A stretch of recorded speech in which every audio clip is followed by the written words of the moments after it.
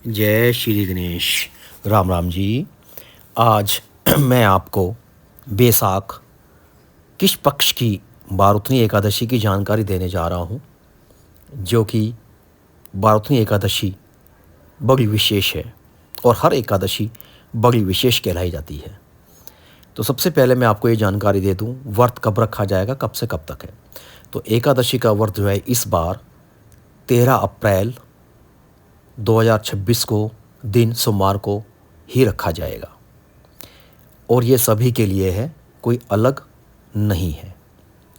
और एकादशी व्रत रखने वालों को सबसे पहले द्वादशी के दिन दातून मंजन करना, कुल्ला करना, ये बहुत ज़्यादा अनिवार्य है, जिससे कि मुंह में अन्न का कोई मैल ना रह जाए।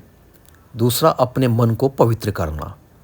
अपने मन को पवित्र करना आपके लिए बहुत ही ज़्यादा विशेष है और आपके अंदर मन को पवित्र करने के साथ साथ आपके अंदर एक भाव उत्पन्न होना चाहिए कि मैं श्री हरि का व्रत रखूँगा, एकादशी का श्री हरि का पूजन करूँगा, श्री हरि का माँ लक्ष्मी सहित पूजन करूँगा और बड़ी श्रद्धा भाव से मैं एकादशी व्रत करूँगा। इस तरह से आप अपने अंदर भाव पैदा करेंगे और आपको इस व्रत का कोई पुण्य किसी को देना है। जैसे कि कोई बीमार है, वो ठीक नहीं हो रहा है, तो आप उसको अपना पुण्य दे सकते हैं।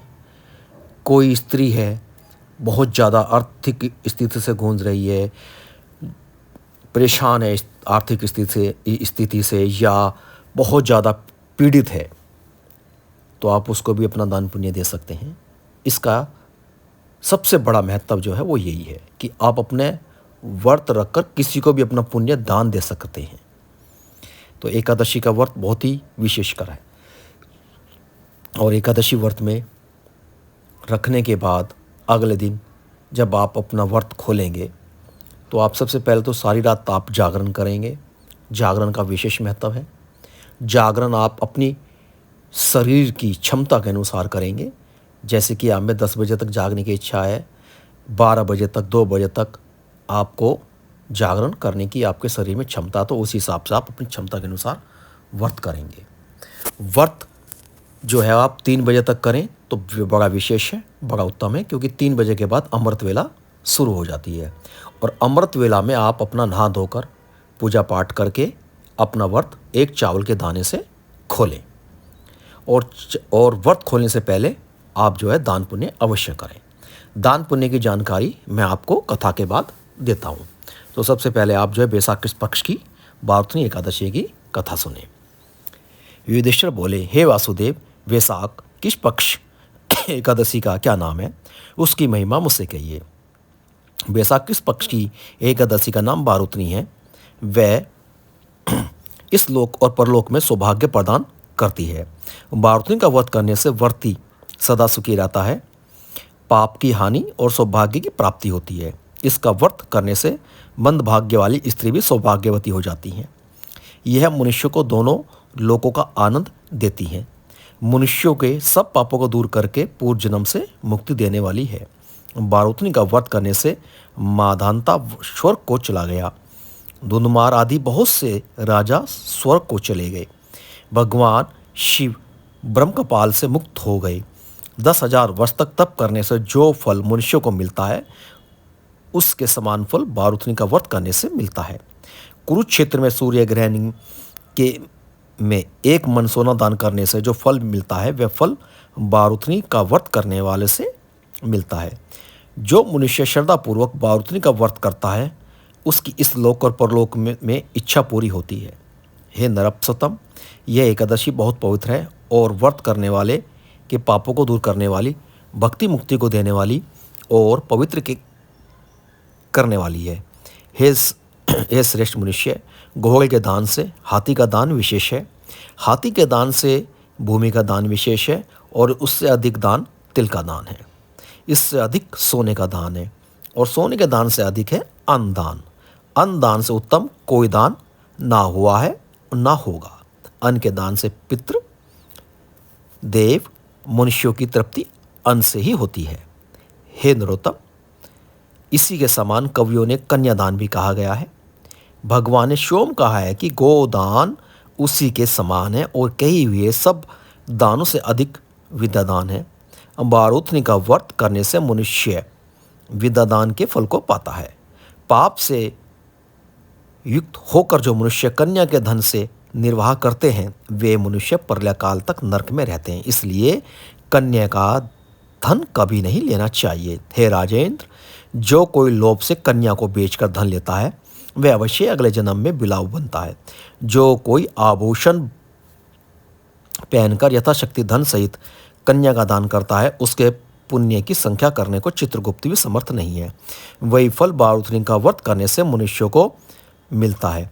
कांसे के बर्तन में भोजन मांस, मसूर, चना और कोदो का शाक, शहद, पराया अन्न, दोबारा भोजन और मैथुन ये व्रत करने वाले वैष्णव को दशमी के दिन वर्जित है। जुआ खेलना, शयन करना, पान खाना, दातुन करना, दूसरे की निंदा, चुगली, पापियों से भाषण, क्रोध और झूठ बोलना ये सब एकादशी को वर्जित है। कांसे के पात्र में भोजन, मसूर, शहद,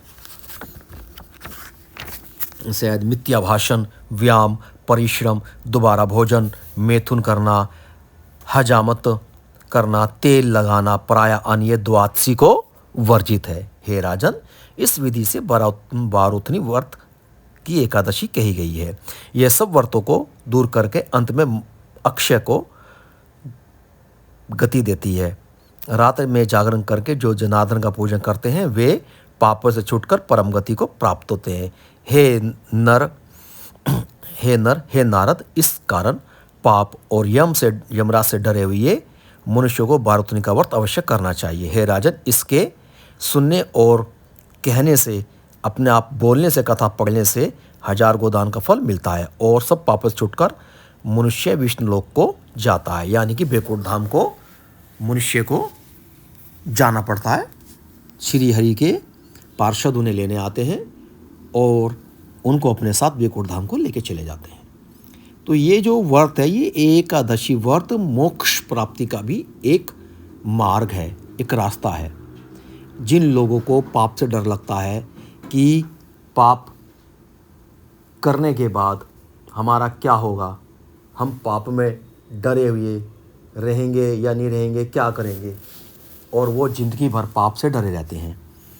तो इस वजह से जो मनुष्य पाप करने के बाद उस पाप से डरता कि मैं इस पाप का पश्चाताप करना चाहता हूँ, तो वो एकादशी का व्रत हमेशा करें और नित्य ये भाव से करें कि अब मुझसे पाप हो गया, आगे मैं कोई भी पाप नहीं करूँगा। इस तरह से पाप से डरे हुए मनुष्य को एकादशी का व्रत अवश्य करना चाहिए और रात को इसका जागरण अवश्य करना चाहिए।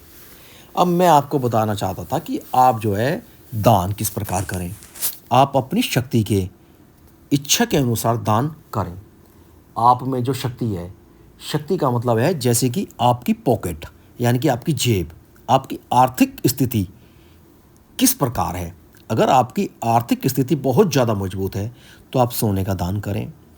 अगर आप उसकी थोड़ी कमज़ोर है तो आप चांदी का दान करें। उससे हल्की है तो आप जो है देसी घी का दान करें, गाय का दान करें, और उससे भी हल्की है तो आप जो है भूमि का दान, थोड़ी सी भूमि भी देना चाहे।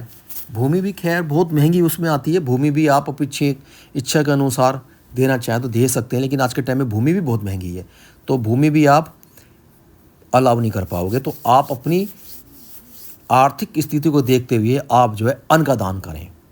अन्न के दान में आप छोटा सा भंडारा कर सकते हैं, 5000, 10,000, 20,000 तक का, जो आपकी श्रद्धा हो।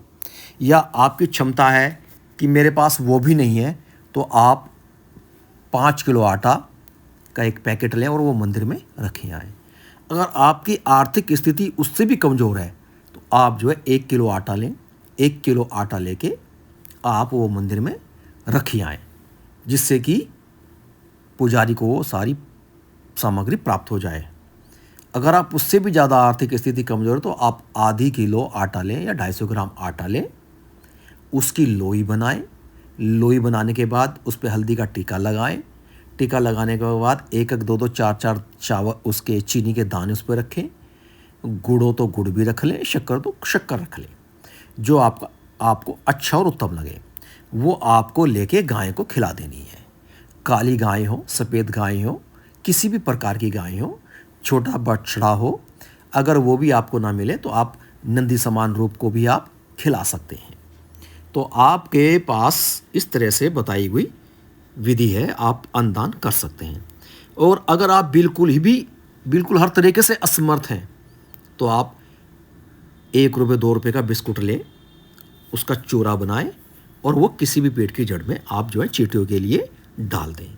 अब वो जो है चींटियों के लिए एक भंडारा हो गया है अन्न का, और वो अन्न का भंडारा भी आपके लिए उतना ही काम करेगा जितना कि 20,000 रुपये में आप भंडारा खोल रहे हैं।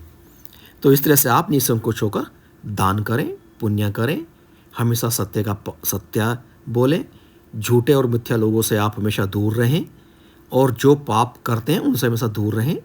और आप भी अपने मन में ये विचार करें कि मुझे कोई पाप नहीं करना है। इस तरह से आप हमेशा व्रत करते रहें, आपको बैकुंठ धाम की प्राप्ति होगी और श्री हरि आपके साथ, साक्षात माँ लक्ष्मी के साथ आपके साथ सदैव रहेंगे, जिस प्रकार राजा बलि के साथ रहते हैं। जय श्री राम, जय श्री हरि।